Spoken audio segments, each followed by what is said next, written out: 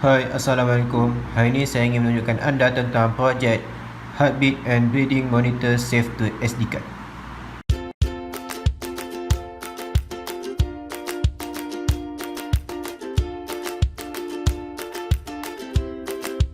Projek ini menggunakan microcontroller Arduino Mega, sensor MQ7, sensor pulse sensor, SD card dan juga OLED.